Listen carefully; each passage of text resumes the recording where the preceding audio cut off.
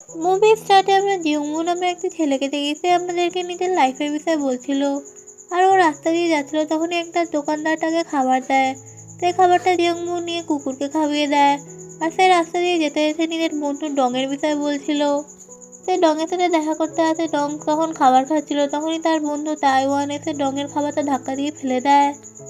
Dog মাটিতে পড়ে যাওয়া খাবারটা উঠিয়ে আবার খাওয়ার চেষ্টা করে, তখনই তার আরেকটা ফ্রেন্ড আসে এবং তাকে মাথায় থাপ্পড় মেরে তার হাত থেকে সেই খাবারটা নিয়ে পালিয়ে যায়। নেক্সট দিনে আমরা তেওয়ান নামের একটা ছেলেকে দেখি, যে জিংবুস বেস্ট ফ্রেন্ড। আর ওর স্পেশালিটি হলো ওর টুনটুনি সবসময় বাইরে বেরিয়ে থাকে, যার কারণে সবাই তাকে নিয়ে হাসাহাসি করে। ওরা চারজন ফ্রেন্ড মিলে এভাবে বকবক করতে হয়ে রাস্তা দিয়ে যাচ্ছিল, তখনই তাদের নজর তাদের আরেকটা ফ্রেন্ড বিনের উপরে পড়ে, যে শহরের সব থেকে দামি জুতা পরে দাঁড়িয়েছিল, কারণ তার মা বাবা এই শহরের সব থেকে ধনী পার্সন। ওদের চারজনের এই দৃশ্য দেখার পর অনেক বেশি জেলেসি হয়, যার কারণে ওরা চারজন মিলে বেচারাকে ধরে এক জায়গায় নিয়ে তার জুতার মধ্যে মাটি লাগাতে লাগে। আর তারা এটা ততক্ষণটা করতে থাকে যতক্ষণটা তার জুতা খারাপ না হয়ে যায়। দেখছি আমরা জিন এবং তার চারটে ফ্রেন্ডকে দেখি। তারা ক্লাসরুমে আসছিল, তখনই তাদের নজর এই ক্লাসের সবথেকে সুন্দরী মেয়ে সিন আহার উপরে পড়ে। সিওনা এই ক্লাসের মনিটর ছিল, যাকে সব ছেলেরা লাইক করতো। জিয়নবুর সব ফ্রেন্ডরা সিওনার দিকে তাকিয়েছিল। তখন জিয়নবু জিজ্ঞেস করে, এমন কি আছে ওর মধ্যে যে তুমি তাকে পছন্দ করো? ওর ফ্রেন্ডরা বলে, তুমি এসব কিছু বুঝবে না, তুমি ছোট, তুমি এখান থেকে দূরে থাকো। সব ছেলেরা শুধু সিওনার আগে পিছে ঘুরে আসছিল, যেটা দেখার পর জিনবু বিরক্ত হয়ে যায় এবং বলে, ও এমন কি স্পেশাল, ওর মধ্যে তো কিছুই নেই এবং ও সুন্দরও না, সে শুধু অ্যারোগেন্ট কারণ সে পড়াশোনায় ভালো। তেওয়ান সিওনাকে দেখার পর বাজে কথা বলতে লাগে, যেটা দেখার পর তার বন্ধুরা তাকে মারার জন্য পিছনে দৌড়ায়। নেক্সট দিন আমরা ক্লাসরুমের সিন দেখে, একটা মোটা টিচার সবাইকে আজীবভাবে পড়াশোনা করাচ্ছিল। তার পড়াশোনা করাবার তরিকা অনেক আজীব ছিল। ক্লাসের সব স্টুডেন্টরা বোর হয়ে যাচ্ছিল, তখন জিনবু নিজের ফ্রেন্ডের বিষয়ে বলতে লাগে। মোটা ছেলেটা সবসময় খাবার বিষয়ে ভাবে, এবং আরেকটা ছেলে যার নাম বিয়ংজিন, সে সবসময় ঘুমাতে ভালোবাসে। এবং আরেকটা ছেলে যার নাম হলো তিয়াংওয়া, সে সবসময় মেয়েদের ছবি দেখতে থাকে। তিয়াংওয়া একটা মেয়েদের ছবি দেখছিল, তখন জিনও তাকে রাবার ব্যান্ড ছুঁড়ে মারতে লাগে এবং বলে, আমাকেও বুকটা দাও। ওরা দুজনে এভাবে রাবার ব্যান্ড ছোড়াছুড়ি করছিল, আর সেই সব রাবার ব্যান্ডগুলো গিয়ে সিওন আহার গায়ে লাগছিল। ওরা দুজন মিলে এভাবে রাবার ব্যান্ডের ফাইট করছিল এবং সিওনা এদেরকে দেখার পর বিরক্ত হয়ে চুপচাপ নিজের পড়াশোনার মধ্যে ধ্যান দিচ্ছিল। তখনই জিনমু নিজের মিল্কের প্যাকেটটা ছুঁড়ে তেওয়ানকে মারতে যায়, কিন্তু সেই মিল্কটা গিয়ে সিওনার বইয়ের মধ্যে পড়ে। তখন সিওনা চিল্লে ওঠে, তখনই ক্লাসরুমের টিচার একটা চক নিয়ে ডাইরেক্ট জিনমুর মাথার মধ্যে মারে। তেওয়ান যে টুনটুনিটাকে হাত দিয়ে ঢেকে রেখেছিল, তখন টিচারের ডাউট হয়, ভাবে সে নিশ্চয়ই কিছু লুকিয়ে রেখেছে। তখন টিচার তার সামনে আসে এবং জিজ্ঞেস করে, তুমি তোমার হাতের মধ্যে কি লুকিয়ে রেখেছো? টিচার এত জোর করার পর বেচারাকে লাস্টে নিজের হাত সরাতে হয়, আর ওর এই অবস্থা দেখার পর পুরো ক্লাসরুম ওকে নিয়ে মজা করতে লাগে। নেক্সট দিন আমরা জিয়নবু, সিওনা এবং তেওয়ানকে দেখি। টিচার ওদের তিনজনকে পানিশ করেছিল, ওদেরকে হলরুমের মধ্যে দাঁড়া করে রেখেছিল। টিচার ওদেরকে নিয়ে অনেক বকাবকি করছিল। সে সিওনাকে বকে, কিন্তু সে তাকে বেশি বকে না, কারণ সে ক্লাসের টপার ছিল। টিচার সিওনাকে বলে, জিনবু এবার থেকে তোমার আগে বসবে এবং তুমি তার পড়াশোনাতে হেল্প করবে। তারপরে টিচার তেওয়ানের কাছে যায় এবং বলে, তুমি তোমার টুনটুনিকে ঠিক করে আসো বাথরুমে গিয়ে। নেক্সট দিন আমরা যিশু নামে একটি মেয়েকে দেখি। সে ডান্স করার চেষ্টা করছিল, কিন্তু সে ডান্স করতে পারছিল না। যিশু ডান্স করতে পারছিল না, যার কারণে জিনবুর ফ্রেন্ডরা তাকে নিয়ে মজা করছিল। তখনই সেখানে ডংজি চলে আসে এবং সে তাকে ডান্স করে দেখাতে লাগে। তার ডান্স ওর থেকে অনেক বেশি ভালো ছিল। তখনই সিনহা আসে এবং জিনবুকে বকতে লাগে এবং বলে, তুমি সবসময় লোকেদেরকে বলো তুমি কখনো নিজে হার্ড ওয়ার্ক করো না। তখনই একটা বল এসে জিনবুর মাথায় হিট হয়, আর সে সেখান থেকে খেলতে চলে যায়। নেক্সট দিন আমরা জিনবুর মম ড্যাডকে দেখি। জিনবুর মম বাইরে কাজ করে, যার কারণে জিনবুর ড্যাডকে ঘর সামলাতে হয়। জিনবুর মম ড্যাড জিনবুর সামনে অনেক বেশি লাবিটাবি হচ্ছিল, যেটা দেখার পর জিনবু চুপ করে যায়। নেক্সট দিন আমরা ক্লাসরুমের সিন দেখি, যেখানে টিচার আসে এবং সব বাচ্চাদেরকে বলে, তোমরা নিজের বই বার করো, আজকে আমি তোমাদের পরীক্ষা নেব। তখন সিনহা নিজের বই খুঁজতে লাগে, কিন্তু সে নিজের বই আনে নেই। তখন স্যার জিনবু নোটিস করে এবং সে নিজের বইটাকে দিয়ে দেয় এবং টিচারের কাছে বলে, আমি নিজের বই আনি নেই, এই জন্য আমি বাইরে গিয়ে দাঁড়িয়ে থাকবো। টিচার বলে, ঠিক আছে। সিনহা জিনবুর দিকে তাকায় এবং জিনবুর বইয়ের দিকে তাকায়। সে নিজের বইয়ের মধ্যে ড্রয়িং করে রেখেছিল। নেক্সট দিন আমরা জিনবুকে দেখি, সে একটা ডেলিভারি গাড়ির মধ্যে বসেছিল। তখন তার কাছে সিনহা আসে এবং তার থেকে সরি বলে এবং থ্যাংক ইউ বলে। জিনবু বলে, ওকে, আমার এমনিও ক্লাসরুমে মন লাগে না। জিনবু এবং সিয়ন মিলে কথা বলতে বলতে যাচ্ছিল। সিয়ন জিনবুকে জিজ্ঞেস করে তুমি পড়াশোনা করো না কেন? তখন জিনবু বলে আমি ভয় পাই, আমি যদি পড়াশোনা করতে লাগে আমি তোমাকে ছাড়িয়ে চলে যাব। তখনই একটা বল এসে জিনবুর মাথায় হিট করে এবং সে সেখান থেকে খেলতে চলে যায়। অন্যদিকে আমরা বিনকে দেখে যে সিয়নার দিকে তাকিয়েছিল। বিন জিনবুকে চ্যালেঞ্জ করে এবং বলে আমি যদি এই ম্যাচটা জিতে যাই তাহলে তুমি আর সিয়নার কাছে পড়তে যাবে না। জিন বলে ঠিক আছে। আমরা ম্যাচের সিন দেখি ওরা খেলতে লাগে আর বিন জিতে যায়। জিন তখন সেখান থেকে যেতে লাগে, তখন বিন বলতে লাগে তুমি নিজের প্রমিস মনে রাখবে।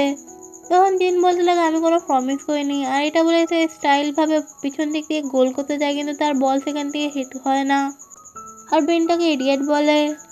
নেক্সট দিন আমরা সিয়নকে দেখে এসে জিনের কাছে আসে এবং বলে থ্যাংক ইউ, তুমি আমার হেল্প করেছিলে। সিয়ন জিনের জন্য নোট প্রিপেয়ার করে রেখেছিল এক্সামের জন্য। জিন বলে আমার এসব দরকার নেই। ওদের মধ্যে এটা নিয়ে ঝগড়া পেকে যায় এবং সিয়ন তার কাছে নোটটা দিয়ে রেগে সেখান থেকে চলে যায়। নেক্সট দিনে আমরা জিনকে দেখি সে তার রুমের মধ্যে বসে কমিক বুক পড়ছিল এবং বক্সিং প্র্যাকটিস করছিল। তখনই তার হাত থেকে কিছু খাবার সিনার লেখা বইটার মধ্যে পড়ে যায়। তখন সে সেই বইটাকে দেখতে লাগে এবং পড়াশোনা করতে লাগে। নেক্সট দিনে আমরা জিন এবং তাদের ক্লাসমেটদেরকে দেখি তারা সবাই একটা জায়গায় ঘুরতে এসেছিলো, যেখানে সবাই ট্রেডিশনাল ড্রেস পরে ট্রেডিশনাল রুল ফলো করছিল। আর আমরা সিওনাকে দেখি সে খুব প্রিটি লাগছিল এবং তার দিকে সব ছেলেরা একদৃষ্টিতে তাকিয়েছিল। তখন জিনও তার দিকে তাকিয়েছিল। এটার পরে আমরা ক্লাসরুমের সিন দেখি। সিওনার কাছে বিন এসে কথা বলছিল পড়াশোনার পারপাসে। তখন সেখানে জিন চলে আসে। সে তাকে ধাক্কা দিয়ে সেখান থেকে সরিয়ে দেয় এবং নিজে বসে পড়ে। সিওনা জিজ্ঞেস করতে লাগে কি বাবা তুমিও কি পড়াশোনা করতে চাও আমার কাছ থেকে? তখন জিন বলে হ্যাঁ। তারপর আমরা নাইটের সিন দেখি। জিন নিজের ঘরের মধ্যে বসে চিল্লাচ্ছিল। তখনই তার বাবা চলে আসে এবং জিজ্ঞেস করে কী হলো। জিনমু নিজের বাবাকে জিজ্ঞেস করতে লাগে আমি যদি পড়াশোনা ভালো করি তাহলে আমার লাইফ কি চেঞ্জ হয়ে যাবে? তখন জিনমুর বাবা বলে হ্যাঁ, তুমি যখন পড়াশোনা করছো তুমি পড়াশোনা করতে থাকো। আর পিছন দিক দিয়ে জিনমুর মম জিনমুর বাবাকে কন্টিনিউয়াসলি বকে যাচ্ছিল, কারণ কি সে অনেক বেশি খরচা করে ফেলেছিল। নেক্সট দিনে আমরা বিয়ংকে দেখি সে নিজের মাথায় হেয়ার ব্যান্ড বেঁধে সবার কাছে শো আপ করেছিল, কারণ কি সে তার ফেভারিট আইডলের হেয়ার ব্যান্ড কিনেছিল। যেটা দেখার পর যেসু জেলাস ফিল করতে লাগে। তখন সেখানে জিন চলে আসে এবং সিওনাকে নিজের হোমওয়ার্কটা দিয়ে দেয় আর আবার শুয়ে পড়ে। সিওন জিনের হোমওয়ার্ক চেক করে এবং বলে তুমি ভুল লিখেছো। তখন জিন বলে আমার ঘুম পাচ্ছে, আমি আর লিখতে পারবো না। সিওন তাকে কলম ফুটিয়ে তার ঘুম ভাঙিয়ে দেয় আর তাকে জোর জবরদস্তি পড়তে বলে। নেক্সট দিন আমরা জিনকে দেখেছি তার রুমের মধ্যে অনেক চিল্লাচিল্লি করেছিল, কারণ সে পড়াশোনা পারছিল না। তার নিচে আমরা তার টিচারকে দেখি। তার নিচের রুমে তার টিচার থাকতো এবং তার টিচার চিল্লাচ্ছিল এবং বলছিল তুমি যদি পারবে না তুমি গিভ আপ করে নাও। তখন জিন চিল্লিয়ে বলতে লাগে আমি কখনো গিভ আপ করবো না। এভাবে বেশ কয়েকদিন কেটে যায়। আমরা জিনকে দেখে সে কন্টিনিউয়াসলি হার্ডওয়ার্ক করে যাচ্ছিল, সে খালি পড়াশোনা করে যাচ্ছিল। তারপরে আমরা এক্সামের টাইম দেখি। জিন নিজের এক্সাম পাস করে গেছিলো। পরীক্ষায় পাস করার পর জিন নিজের অনেক বেশি প্রশংসা করতে লাগে এবং সে সিওনের কাছে এসে বলে দেখলে আমি জিতে গেলাম। সে সিয়নকে জিজ্ঞেস করে তুমি সবসময় এত বেশি পড়াশোনা কেন করো? তখন সিয়ন বলে আমি প্রথম আসতে চাই। তখন জিন বলে তুমি এবার আমাকে ট্রিট দেবে। আর এটার সাথে ওটার মধ্যে ঝগড়া পেকে যায়। নেক্সট দিনে আমরা টিচারকে দেখি সে সব স্টুডেন্টদের ব্যাগ চেক করছিল। সে ডিয়ংহির কাছে আসে এবং তার ব্যাগ খুলে দেখে তার ব্যাগের মধ্যে শুধু খাবার ছিল। টিচার ডিয়ংহিকে বকাবকি করতে লাগে আর সে বলে তোমার মম ড্যাড তোমার স্কুলের ফিস জমা করে নেই। যেটা শোনার পর ডিয়ংহি অনেক বেশি খারাপ লাগে আর টিচার কন্টিনিউসলি তাকে বকেই যাচ্ছিল এবং ইনসাল্ট করছিল। যেটা দেখার পর জিনের মাথা গরম হয়ে যায় এবং সে টিচারের কাছে এসে বলে কত ফি আমি সেটা দিয়ে দেবো। টিচার তখন তাকে পানিশ করতে যায়। তখন সিয়ন সেখানে আসে এবং জিনের পক্ষ নিতে লাগে। টিচার যখন সিয়নাকে পানিশমেন্ট দিতে যাচ্ছিল তখনই এক এক করে সবাই সেখানে চলে আসে এবং সবাই পানিশমেন্ট পায়। বাইরে সিওনাহা কাঁদছিল এবং বলছিল তোমাদের কারণে আমাকে পানিশমেন্ট খেতে হলো। তখন জিন সিওনকে বলছিল তুমি অনেক বেশি কুল। যেটা তারপর সিওনা হাসতে লাগছিল এবং জিন আর বিন ওরা দুজনেই সিওনার দিকে তাকিয়েছিল। এরপরে ওরা সবাই মিলে স্কুল ট্রিপে যায়, ভালো টাইম স্পেন্ড করে। অন্যদিকে আমরা বিনকে দেখেছি সুয়েসে অনেক বেশি বোর হচ্ছিল। তখন সে বিয়ংকে বলে আমরা কি ঘোরাঘোরা খেলবো? বিয়ং বলে ঠিক আছে। এরপর ওরা ঘোরাঘোরা খেলতে লাগে।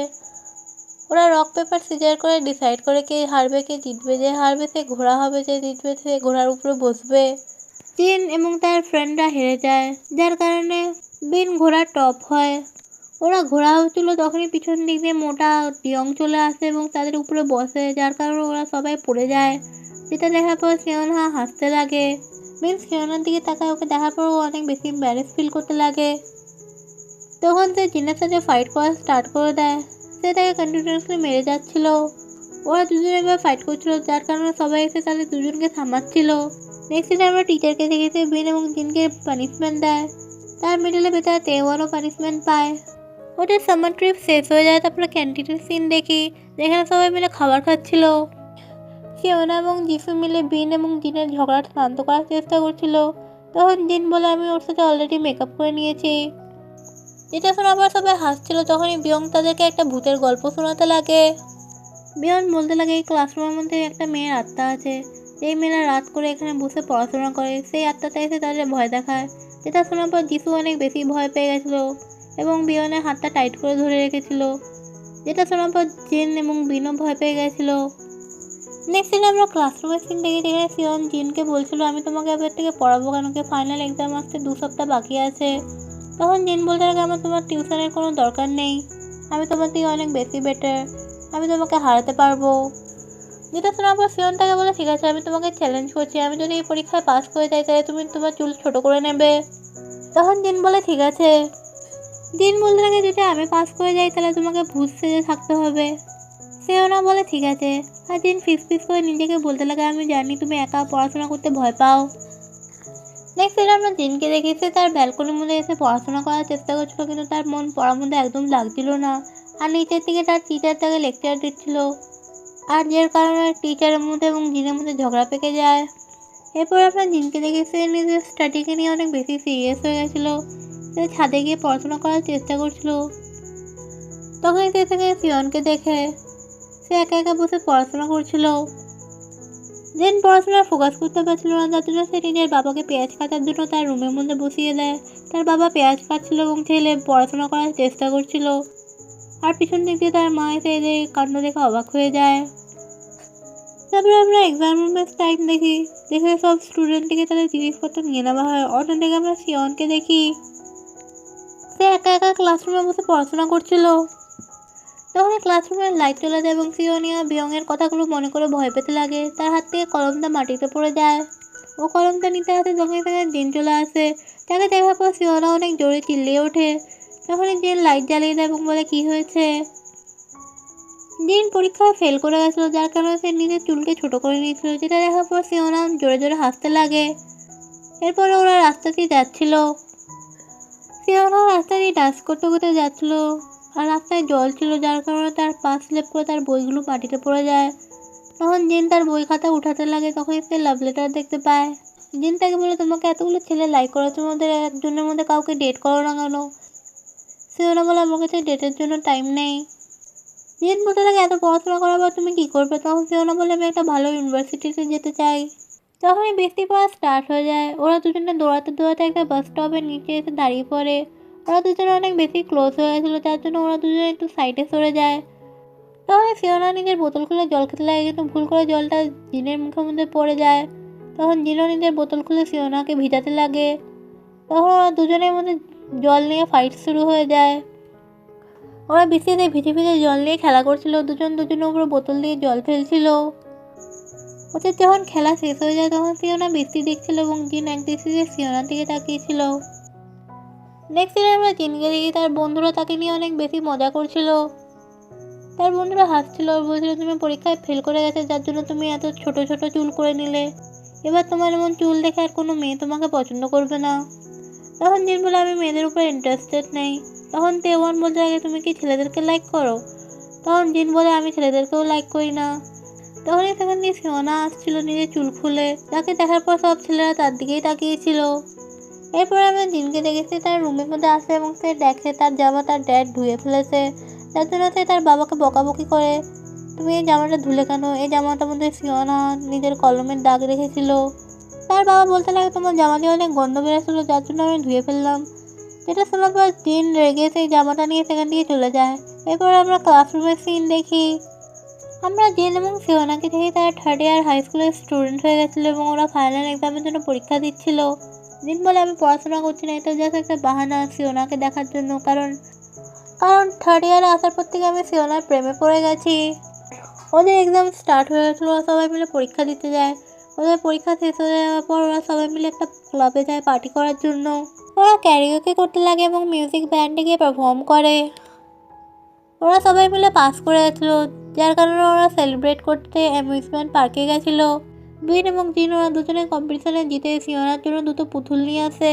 এরপর ওরা সবাই সেলিব্রেট করে, ওরা খুব হ্যাপি ছিল, ওরা বিয়ার পান করতে লাগে। এরপরে ওরা সমুদ্রতে আসে, ওরা সবাই ঠান্ডা মধ্যে সমুদ্রে এসে খুব আনন্দ করছিল। আর অন্যদিকে আমরা ফিওনাকে দেখে সে বসে ওদেরকে দেখছিল।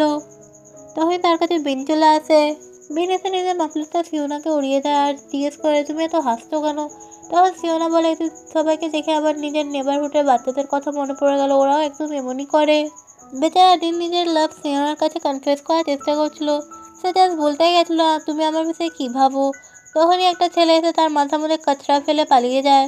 তখন বিন বলে, আমার জন্য একটু অপেক্ষা করো, এবং সে সেই ছেলেটার পিছনে দৌড়াতে লাগে। সেই ছেলেটা অন্য কেউ না, জিন ছিল। জিনের পিছনে দৌড়াতে দৌড়াতে বিন পড়ে যায়, যাকে দেখার পর সিনহা হাসতে লাগে। এরপর ওরা বসে নিজেদের ফিউচার প্ল্যানিং করতে লাগে। বিন বলে, আমি একটা লয়ার হতে চাই আর আমি খুব তাড়াতাড়ি বিয়ে করতে চাই। এটা বলে সে ফিওনার দিকে তাকিয়েছিল। ওরা সবাই নিজের নিজের স্বপ্ন নিয়ে আলোচনা করছিল। এরপর ওরা বসে ড্রিঙ্ক করতে লাগে। তখনই জল পিছন দিক দিয়ে আসে এবং ওরা উঠে যায়। নেক্সট দিন আমরা জিনকে দেখেছি তার মমদাসের সাথে বসে খাবার খাচ্ছিল। তখনই ফিওনার কল আসে। সে তার সাথে কথা বলার জন্য বাইরে চলে আসে। যখন জিন ফিওনার কল পিক করে, ফিওনা অনেক কাঁদছিল। যেটা শোনার পর জিন দৌড়াতে দৌড়াতে ফিওনার কাছে এসে যায় আর জিজ্ঞেস করে, তোমার কী হয়েছে? ফিওনা বলে, আমি নিজের এক্সামের মধ্যে ফেল করে গেছি। ফিওনাকে কাঁদতে দেখার পর জিন নিজের মাফলারটা খুলে তাকে উড়িয়ে দেয়। ফিওনাকে এমন কাঁদতে দেখার পর জিন বলে, তুমি ভালো মতন জানো আমি তোমাকে কত বেশি ভালোবাসি। তোমার এক্সামের রেজাল্ট যাই হোক, এতে আমার কিছু যায় আসে না। আমি সবসময় তোমাকে ভালোবেসে যাব।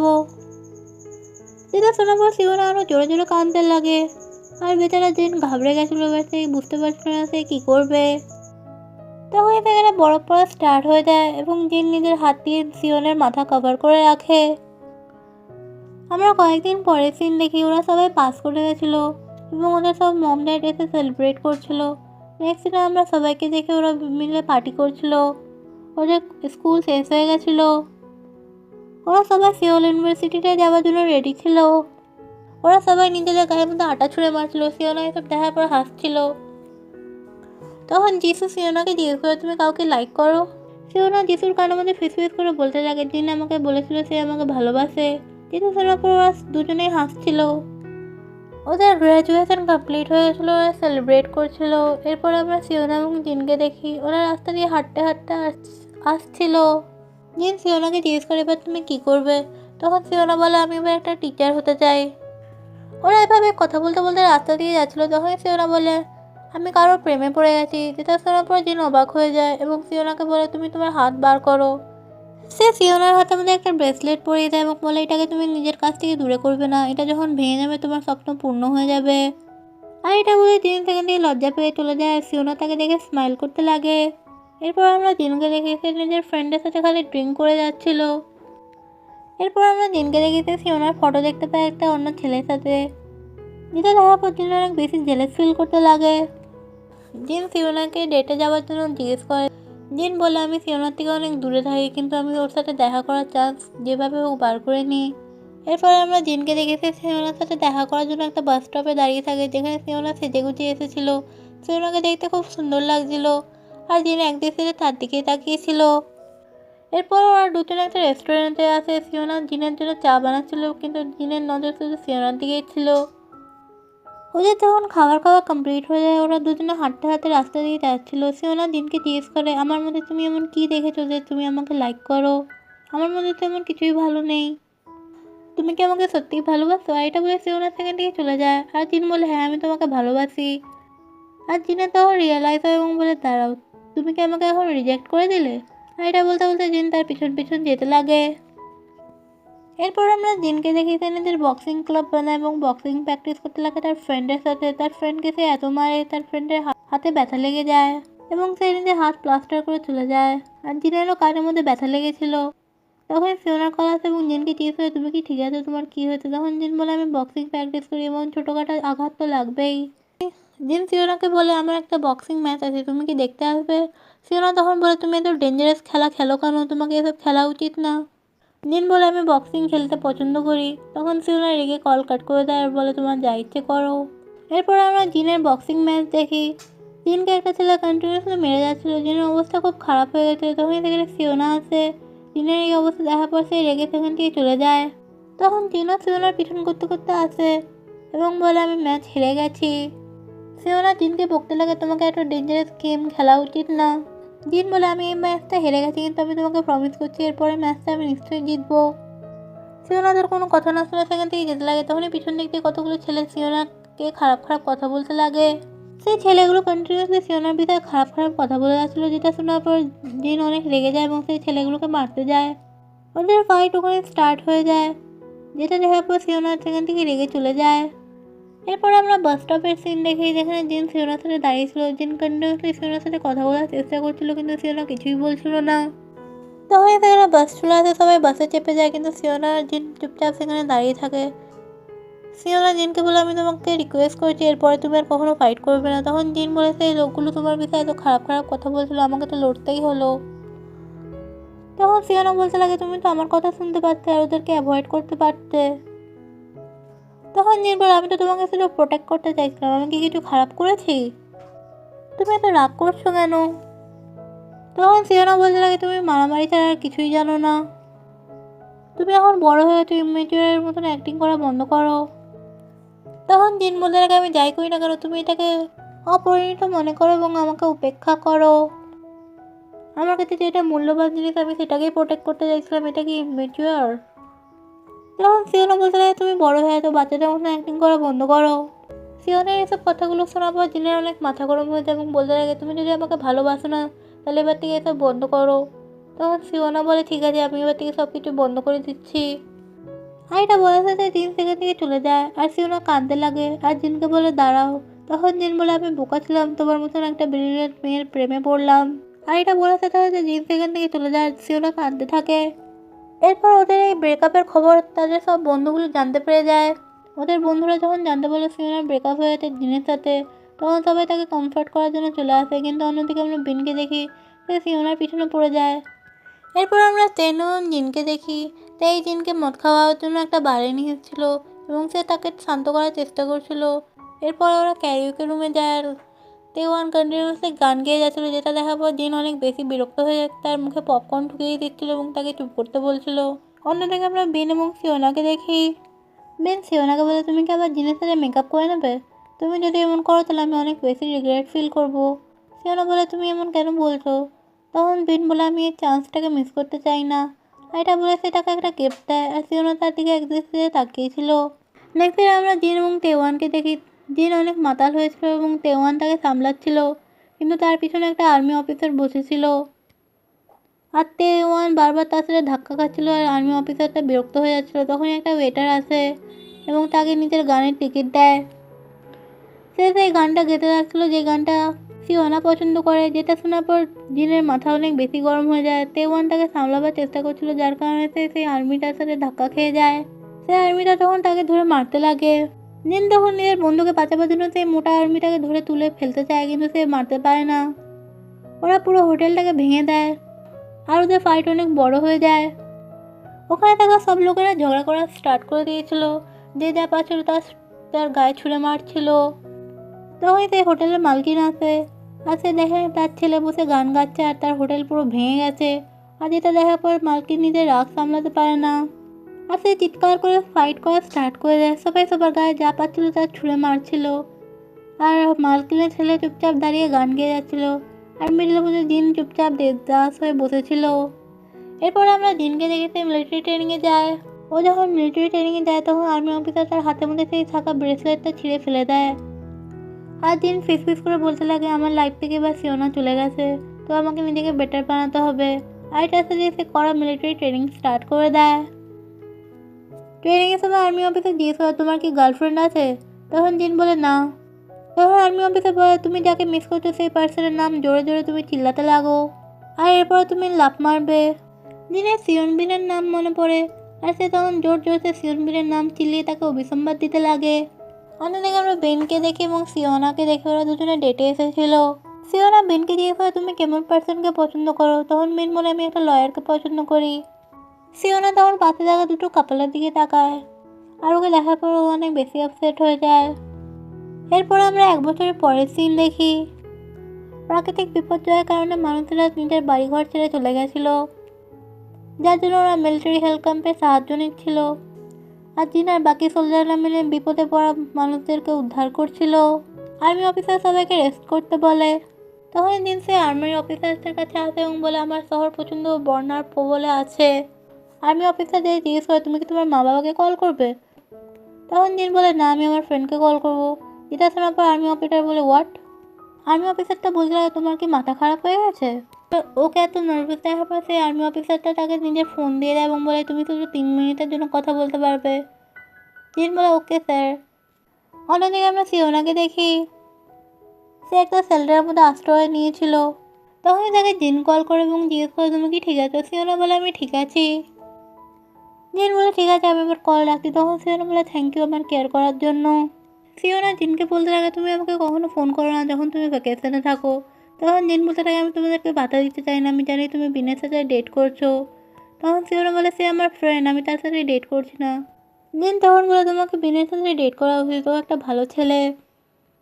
তখন সিওনা বলে আমার মনে হয় না যে সে আমাকে ভালোবাসে।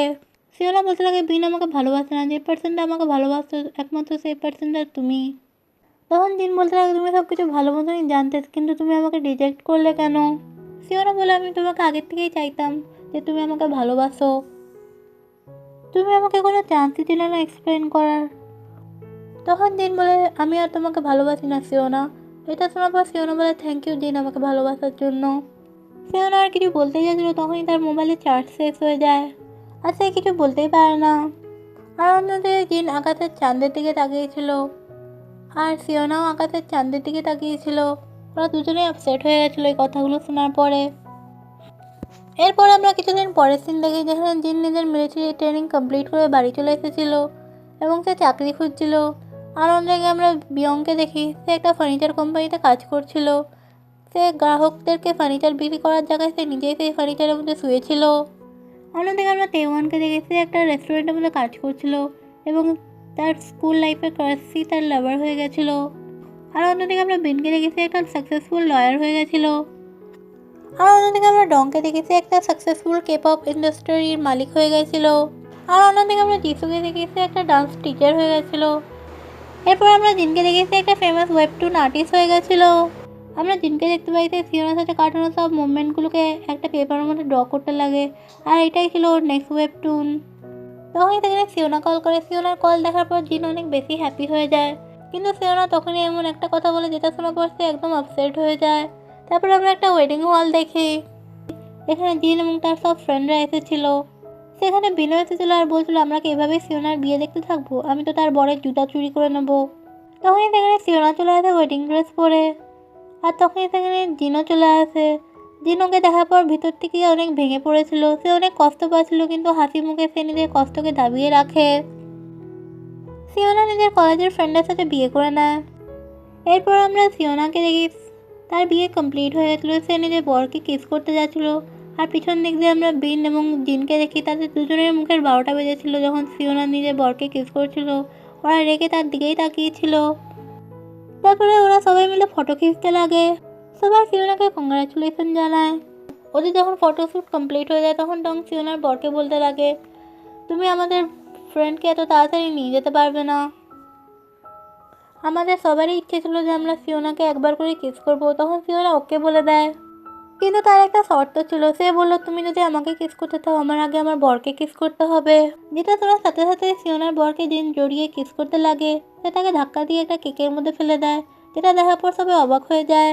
আর সিওনা এসব দেখার পর মনে দুঃখ নিয়ে হাসতে লাগে। আর সে এক এক করে নিজের সব পাস্ট লাইফের ফ্ল্যাশব্যাকগুলোকে মনে করতে লাগে। আর এসব মনে করে সিওনা আপসেট হয়ে যায়। আর অন্যদিকে আমরা জিনকে দেখি, সে ইমাজিন করছিল যে সে সিওনাকে কিস করছিল। জিন নিজের পাস্টের লাইফের ঘটনাগুলোকে মনে করে স্যাড হতে লাগে আর বলে কাশ আমি সেই সময় তাকে ছেড়ে না যেতাম। আর জিন নিজেকে সিওনার বর ভেবে সিওনাকে কিস করতে লাগে তার ইমাজিনেশনে। ওরা দুজনেই অনেক বেশি আপসেট হয়ে গেছিলো এইসব সিনকে মনে করার পরে। যখন জুন নিজের ইমাজিনেশন থেকে বাইরে আসে, সে দেখে সে সিওনার বরকে কিস করছে। তখন সে সেখান থেকে চলে যায় আর তার পিছনে তার বন্ধুরা সিওনার বরের উপরে ঝাঁপিয়ে পড়ে তাকে কিস করার জন্য। জিন সিওনার কাছে আসে এবং সে নিজের কোটটাকে খুলে দেয়। আর জিন নিজের স্কুলের সেই ইউনিফর্মটা পরেছিল যার মধ্যে সিওনা বারবার নিজের কলমের কালির দাগ লাগাতো। জিন বলতে লাগে আমি বাচ্চাদের মতনই থাকা পছন্দ করব। আর এটা দেখার সাথে ওরা দুজনে অনেক বেশি স্যাড হয়ে যায়, কিন্তু তাদের মুখে স্মাইল ছিল কারণ তাদের হার্ট ব্রোক হয়ে গেছিলো। দুজনেই নিজের মনের দুঃখ চাপিয়ে রাখে আর মুখে হাসি ফুটিয়ে রাখে। আর মুভিটা শেষ হবার আগে জুন বলে যে মেয়েটাকে আমি আগে ভালোবাসতাম, সে আমার স্বপ্ন এবং ইউথ ছিল, আর আমি সেই সময় ফেরত যেতে চাই যাতে আমার স্বপ্নটা আর জীবনে না ভাঙে। আর এই স্যাড ইনকমপ্লিট লাভ স্টোরির সাথে এই মুভিটা এখানেই শেষ হয়। Thank you for watching, by.